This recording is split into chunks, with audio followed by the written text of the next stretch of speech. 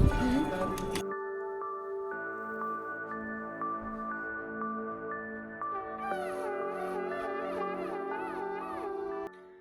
Morning guys. आज है day 2 हमारा नेपाल में।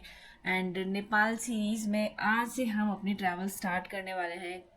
यस्टरडे तो वी वर सो टायर्ड, तो ज़्यादा कुछ हमने एक्सप्लोर किया नहीं था। तो आज है हमारी 3rd ईयर एनिवर्सरी। सो आज सबसे पहले तो हम जाएंगे पशुपतिनाथ मंदिर, क्योंकि काठमांडू आए हो और पशुपतिनाथ मंदिर नहीं जाओ वो तो इम्पॉसिबल है। सो सबसे पहले हम वहाँ से अपनी ब्लेसिंग्स लेंगे और वहाँ से अपना दिन स्टार्ट करेंगे। एंड बाकी का दिन हमने अभी प्लान नहीं किया है, सो वो मैं प्लान करूँगी। जैसे क्या टाइम है, कितना टाइम लगता है पशुपतिनाथ मंदिर में, ये सब मैं आपको बताऊंगी। एंड देन हम आगे का दिन हमारा डिसाइड करेंगे। तो अभी के लिए रेडी होते हैं और चलते हैं पशुपतिनाथ मंदिर। So now we are all ready और अभी टाइम हुआ है 10:30 एंड अब हम निकल रहे हैं पशुपतिनाथ मंदिर के लिए। यहाँ से थामेल एरिया से 6 to 7 किलोमीटर्स का डिस्टेंस है। एंड उसके लिए सबसे पहले हम जाएंगे एंड बाइक रेंट करेंगे। कल भी हमने ट्राई किया था बाइक रेंट करने का, बट यहाँ पर आपको पासपोर्ट आपका डिपॉजिट करवाना पड़ता है बिफोर रेंटिंग बाइक। एंड कल हमारे पास पासपोर्ट नहीं था, तो आज हम सबसे पहले जाकर सिम लेने वाले हैं। देन उसके बाद हम बाइक बुक करेंगे एंड देन चलते हैं पशुपतिनाथ मंदिर।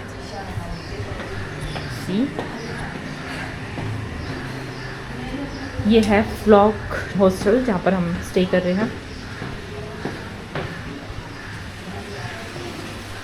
सो अभी स्कूटी हमने रेंट कर ली है एंड 2 दिन के लिए हमने स्कूटी रेंट की है। आज टाइम हुआ है अभी 11 बजे हैं एंड कल हमको 6 बजे तक स्कूटी ड्रॉप करनी है।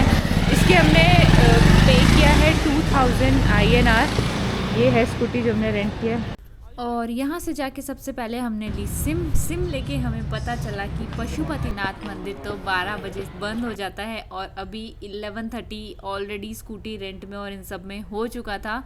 सो सबसे पहले हम गए स्वयंभू मंदिर, जिसको मंकी टेम्पल भी कहा जाता है। तो इस मंदिर को मंकी टेम्पल इसलिए कहा जाता है क्योंकि यहाँ पर बहुत सारे मंकीज़ फ्रीली घूमते हुए आपको दिख जाएंगे एंड इसीलिए इसका नाम पड़ गया मंकी टेम्पल।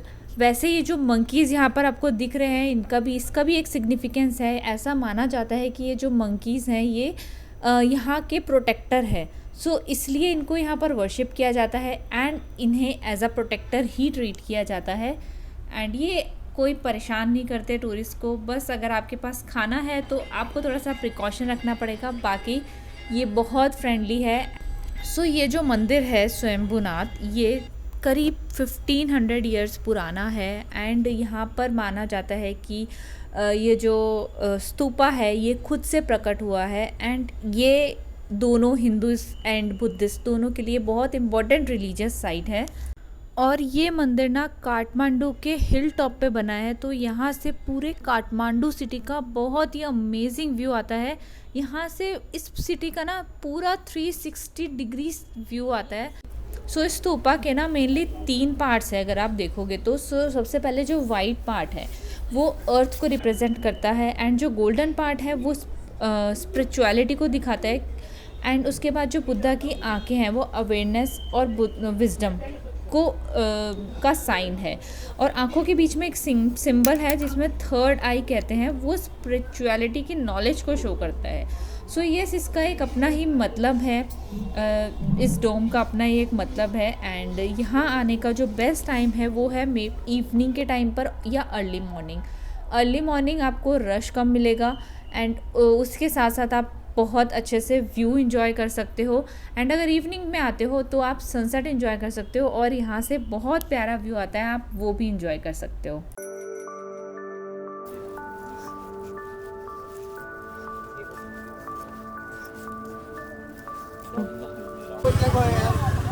तो दरबार स्क्वायर से, काठमांडू दरबार स्क्वायर से हम निकल गए थे। वहाँ पर ऑल्दो जो कुम्हारी घर है वो वहीं है एंड वो एक बहुत अच्छी हेरिटेज साइट है एक्सप्लोर करने के लिए।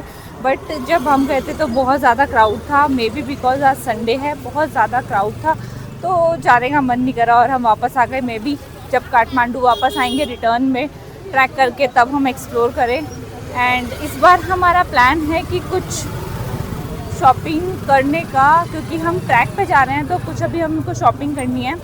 इसलिए हम असन मार्केट आए हैं। असन मार्केट वो मार्केट है जहाँ से लोकल शॉपिंग करते हैं एंड यहाँ पर आपको थामेल से अच्छे प्राइजेस मिल जाएंगे एंड ये भी बहुत बड़ा मार्केट है, तो ये भी एक मार्केट ऑप्शन है जो आप कंसीडर कर सकते हो।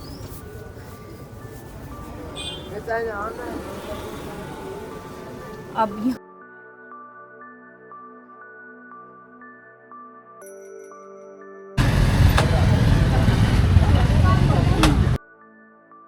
तो 2-3 चीज़ें जो लेनी है वो लेने के बाद हम यहाँ से जाएंगे पशुपतिनाथ मंदिर, क्योंकि अब 4 बजने वाले हैं एंड मंदिर ओपन का भी टाइम होने वाला है। तो ये है पशुपतिनाथ मंदिर और इसकी हिंदुज़म में बहुत मान्यता है और ये जो मंदिर है ना ये 5th सेंचुरी का माना जाता है। ये इसका जो मंदिर है ये वर्ल्ड यूनेस्को की साइट में भी आता है और यहाँ पर शिव जी की पूजा की जाती है पशुपतिनाथ के रूप में। पशुपतिनाथ का मतलब हो गया कि आप सारे पशुओं के स्वामी के रूप में यहाँ पर शिव जी को पूजा जाता है। वो फाइनली सुबह से निकले हुए हम पशुपतिनाथ मंदिर जाने के लिए, बट अब हम फाइनली पशुपतिनाथ मंदिर आ गए हैं एंड पर अभी यहाँ के कपाट ओपन नहीं हुए हैं, कपाट 5 बजे खुलेंगे। सो मंदिर में ना कोई भी कैमरास और फ़ोन ले जाना अलाउड नहीं है। क्या अंदर प्रोसेस है वो मैं आपको मंदिर से आने के बाद बताती हूँ। सो फाइनली अब हम बहुत अच्छे दर्शन हुए हैं। हम अंदर 5 बजे गए थे और अभी 7 बजे, हम 7 बजे आए हैं। ऐसा नहीं है कि इतना टाइम लगता है दर्शन में, वो बस हम आरती के लिए रुक गए थे। 6 बजे कपाट खुलते हैं, 5 बजे से आप अंदर जा सकते हो और 6 बजे कपाट खुलते हैं एंड देन आप अच्छे से चारों जो भी फेस हैं भगवान जी के उनके अच्छे से दर्शन कर सकते हो। और वहाँ पर फिर 6 बजे आरती स्टार्ट होती है, उसमें हमको टाइम लग गया क्योंकि हमने आराम से आरती में बैठे थे और बहुत ही अच्छे से अगर आप भी आ रहे हो तो आपको कोई भीड़ नहीं मिलेगी, बहुत जल्दी से और बहुत आराम से आपके दर्शन हो जाएंगे। सो ये है यहाँ का कॉरिडोर भी बहुत अमेजिंगली डेवलप किया हुआ है।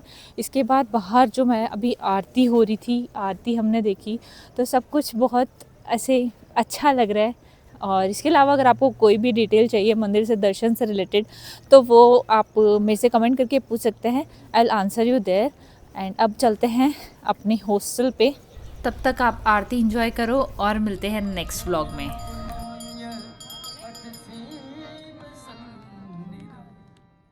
शिवलोकमवाप्ति शिवेन स मोहति।